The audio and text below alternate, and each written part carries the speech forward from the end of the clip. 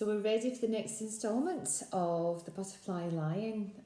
We left it where Bertie had actually scared the white lion away because he doesn't want him to end up behind bars in the circus, and he's on his way home thinking what's going to happen next. Okay, title of the next chapter is called The Frenchman. They were there waiting on the veranda, his mother in her nightgown, his father in his hat, his horse saddled, ready to come after him. "I've set him free," Bertie cried. "I've set him free so he won't ever have to live behind bars." He was sent to his room at once, where he threw himself on his bed and buried his face into his pillows. Day after day his father went out looking for the white lion, but each evening he came back empty-handed and blazing with fury. "What'll I tell the Frenchman when he comes, eh? Did you think for 1 minute of that, Bertie? Did you? I should strap you.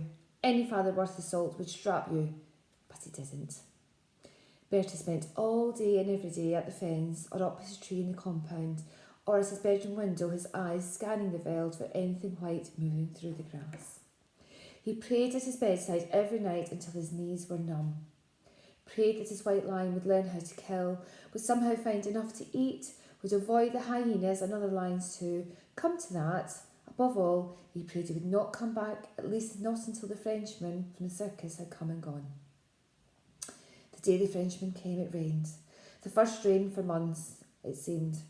Bertie watched him as he stood there dripping on the veranda, his thumb hooked into his waistcoat pocket, as Bertie's father broke the news that there was no white lion to collect, that he had escaped. That was the moment Bertie's mother put her hand to her throat, cried out and pointed. The white lion was wandering through the open compound gate, yowling pitifully. Bertie ran to him and fell on his knees and held him. The lion was soaking to the skin and trembling. He was panting with hunger and so thin that you could see his rib cage. They all helped rub him down and then looked on as he ate ravenously. It's a nice picture. See? Bertie gave him a hug.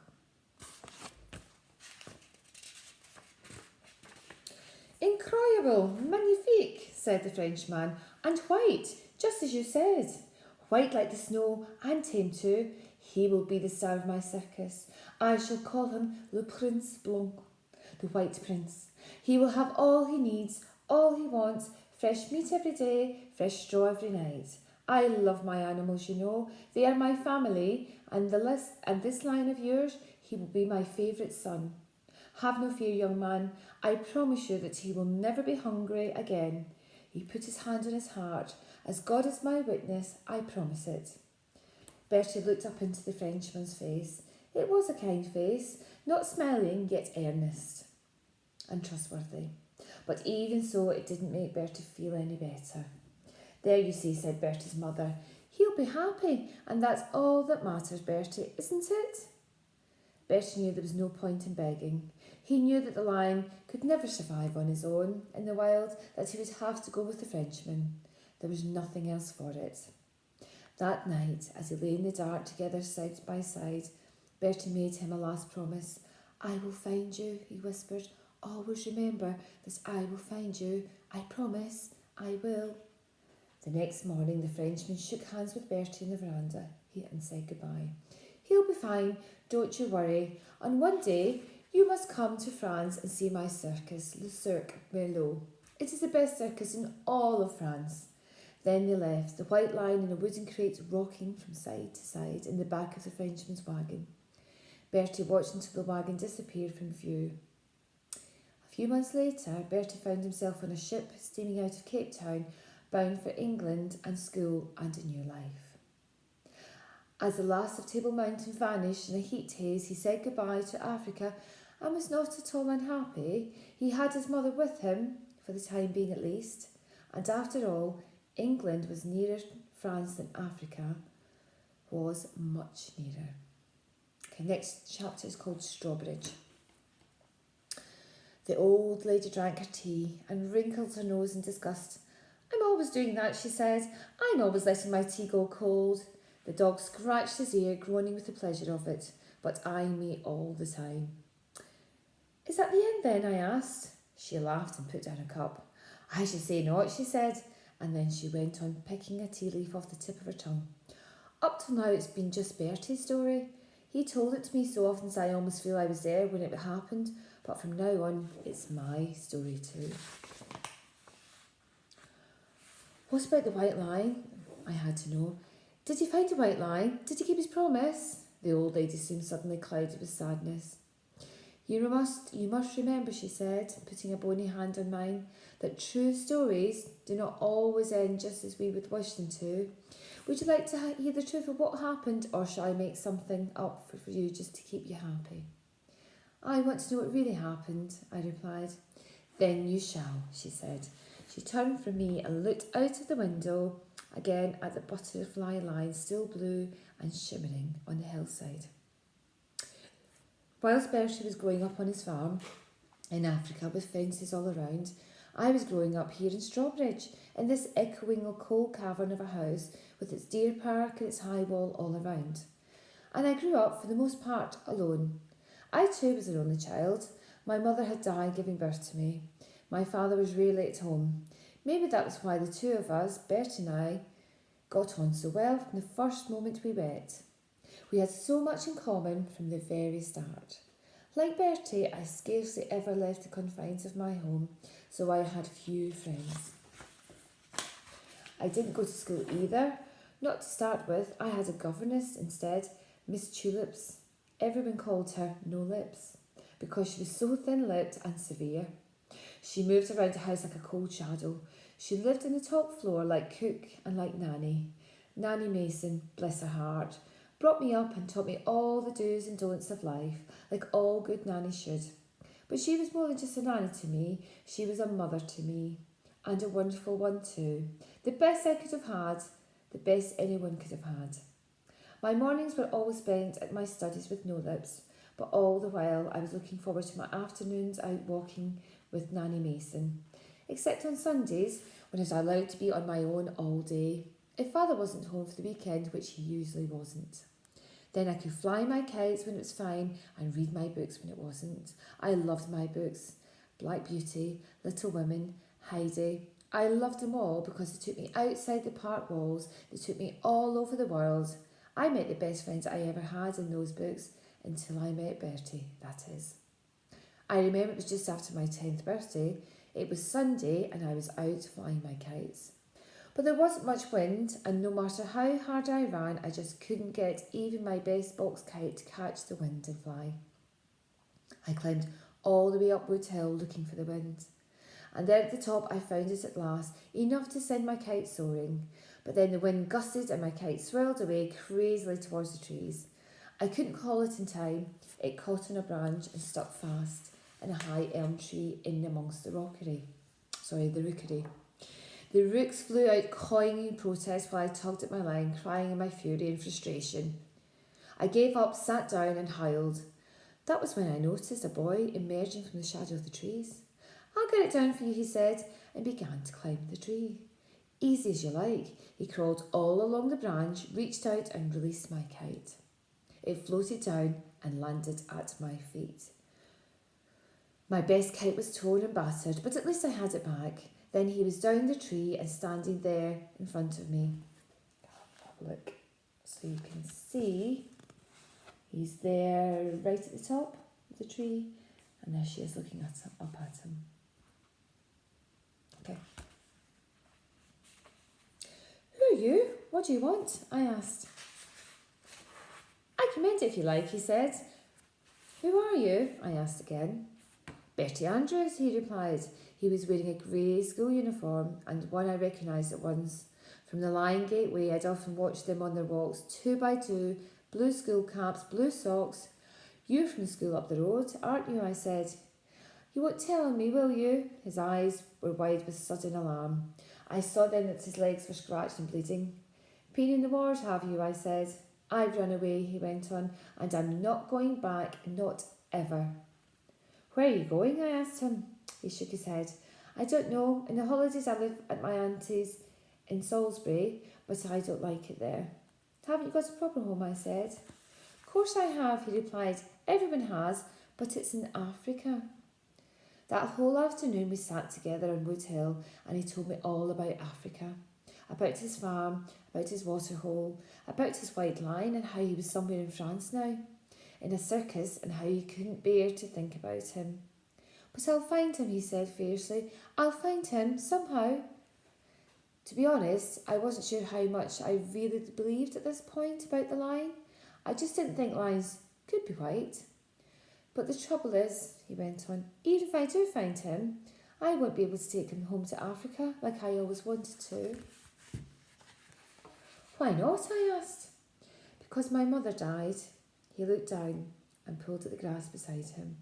She had malaria, but I think she really died of a broken heart. When he looked up, his eyes were swimming with tears. You can, you know. Then my father sold the farm and married someone else. I never want to see him again. Never. I wanted to say how sorry I was about his mother, but I couldn't find the right words to say it. You really live here, do you? He said. In that big place, it's as big as my school. I told him then what little there was to know of me, all about father being away in London so much, about No Lips and Nanny Mason. He sucked at the purple clover as I talked, and when neither of us had anything else more to say, we lay back in the sun and watched a pair of mewing buzzards wheeling overhead. I was wondering what would happen to him if he got caught. What are you going to do? I said at last. Won't you get into trouble? Only if they catch me. But they will, they're bound to in the end, I said. You've got to go back before they miss you. After a while, he propped himself up on his elbows and looked down at me. Maybe you're right, he said. Maybe they won't have missed me yet. Maybe it's not too late. But if I go back, could I come again? I can face it if I can come again. Would you let me? I'll mend your kite, really I will. And he gave me a smile so melting that I couldn't refuse him.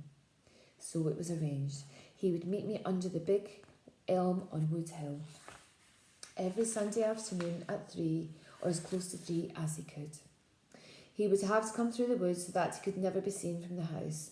I knew full well that No Lips ever found out there'd be merry hell to pay. For both of us, probably. Bertie shrugged and said that if he got caught, all they could do at school was beat him, and that once more wouldn't make much difference anyway, and if they expelled him, well, then that would suit him just fine. Next chapter. And all's well. Bertie came every Sunday after that. Sometimes it couldn't be for long because he had detention back at school, or maybe I'd have to send him away because father was down for the weekend shooting pheasants in the park with his friends. We had to be careful. He did mend my best box kite, but after a while we forgot all about flying kites and we just talked and walked. Bertie and I lived for our Sundays. In those next 2 years became first good companions and then best of friends. We never told each other we were because we didn't need to. The more I got to know him, the more I believed everything about Africa and about the White Prince in the circus somewhere in France. I believed him too when he told me again and again how somehow, someday he would find his white line and make sure that he'd never have to live behind bars again. The school holidays always dragged interminably because Bertie wasn't there on Sundays, but at least there was no lessons to endure with No Lips. She always went off in the holidays to stay with her sister by the sea in Margate. Instead of her lessons though, Nanny Mason would take me on endless nature walks. Walks on the wild side, she called them. I grumbled and stamped my feet. But it's so boring, I'd tell her. If we had zebras and water buffaloes and elephants and baboons and giraffes and wildebeest and spotted hyenas and black mamba snakes and vultures and lions, I wouldn't mind.